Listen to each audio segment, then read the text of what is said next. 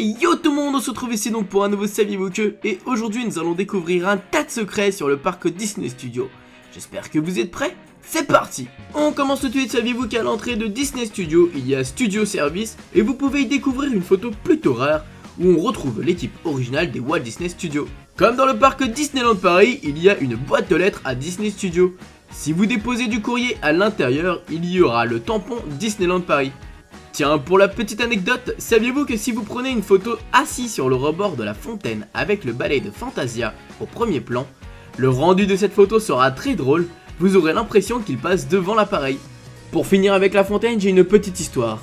Saviez-vous qu'à l'origine la fontaine devait provenir de Disney en Floride, mais que lors de la réception du colis, elle était malheureusement cassée. Ils ont dû redemander une réception d'une nouvelle fontaine, et lors de la deuxième réception, elle était encore cassée. Du coup, Disneyland Paris ont abandonné, ils ont juste gardé le socle et ils ont fait faire la fontaine, du coup, à Disneyland Paris en France. Saviez-vous que dans la boutique Walt Disney Studio Store, vous trouverez dans cette boutique une photographie lors de la remise d'un Oscar à Walt Disney pour son court-métrage Flower and Trees en 1932. Saviez-vous que lorsque vous êtes dans le Studio 1, il y a une boîte de commande d'effets spéciaux. Celle-ci permet de contrôler les couleurs des lumières de la boutique située à l'autre côté de la rue. N'hésitez pas à jouer avec les leviers de ce boîtier, lorsque vous passez à proximité, vos amis risquent de délirer. Cette voiture là, elle ne vous dit rien?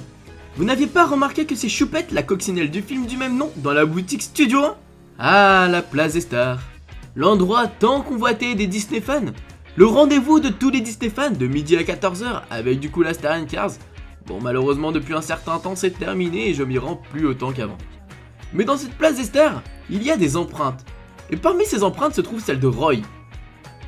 Qui est Roy? Roy est le neveu de Walt Disney qui lui a succédé après sa mort. On retrouve également les empreintes d'autres personnalités, parfois étonnantes comme Jean-Pierre Foucault, qui a assuré l'inauguration du parc en 1992 pour la télévision française. Saviez-vous qu'à l'origine, le nom de Cinémagique était prévu pour l'attraction de Captain EO? Lorsque vous passez près de la Tour de la Terreur, faites attention, l'inscription gravée Hollywood Tower Hotel change en The Twilight Zone. Saviez-vous que toutes les horloges du Hollywood Tower Hotel sont arrêtées à 8h05, l'heure où le drame s'est produit en 1939?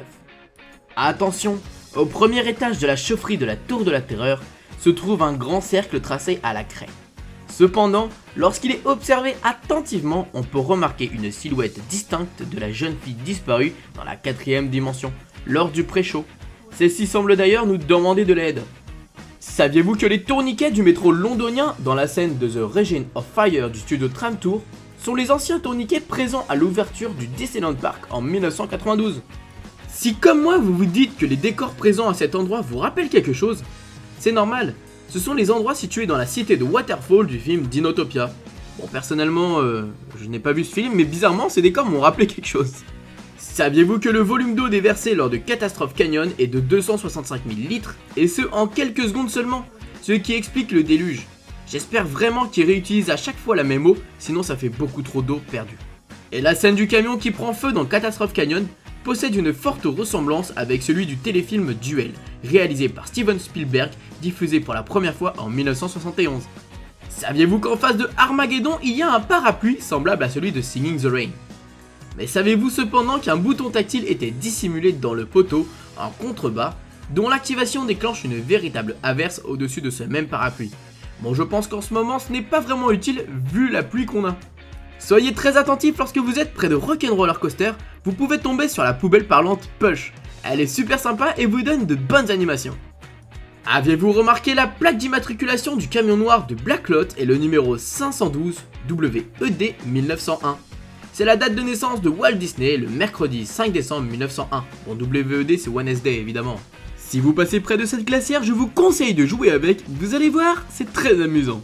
Saviez-vous que le décor du Stunt Show est inspiré de Villefranche-sur-Mer, une commune située à côté de Nice? D'ailleurs, le show a été créé pour Disneyland Paris et fait maintenant les beaux jours de Walt Disney World où il rencontre un franc succès. France, du coup, une ville française? Ah là là là, quel jeu de mots! Pour terminer, allons faire un petit tour à Toon Studio. Enfin, le nom original de ce land était Animation Courtyard, mais avec la construction des attractions Cars 4 roues Rally et Crush Coaster, sans oublier la photolocalisation de Toontown, le nom fut changé. Saviez-vous que les statues en or de Peter Pan et de ses amis proviennent d'une ancienne décoration du château de Magic Kingdom en Floride. Saviez-vous qu'à Toy Story Playland, dans le gazon, on peut trouver facilement une balle géante bleu, jaune et rouge avec une étoile. Les plus grands fans reconnaîtront la balle de foot du début de Toy Story 1. Si l'on y prête attention, on peut remarquer que le sol de Toy Story Playland est plein de traces de pas tout à fait gigantesques. En effet, en ayant la taille d'un jouet, les pieds de Andy sont véritablement grands. Et sur le bâtiment de RC Riser, au niveau de l'entrée de la file d'attente, se trouve la manette qui permet de contrôler la vitesse de la voiture. Elle bouge vraiment entre chaque embarquement. Est-ce que vous voyez ces petites souris qui sont formées dans la barrière?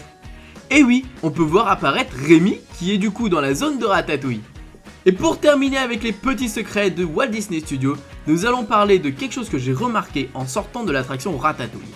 Lorsque vous sortez de votre embarquement de petits rats, vous allez voir au sol des carrelages gigantesques.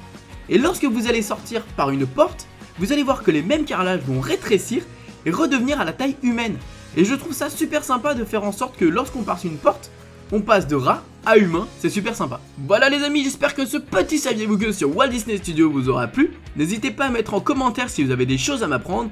Moi je vous fais plein de bisous et comme d'habitude, partagez, likez. Et n'oubliez pas que tout le monde a droit de rêver, alors pourquoi pas vous? Si ma vidéo vous a plu, abonnez-vous. Vous pouvez également me suivre sur les réseaux sociaux, Facebook, Twitter et Instagram.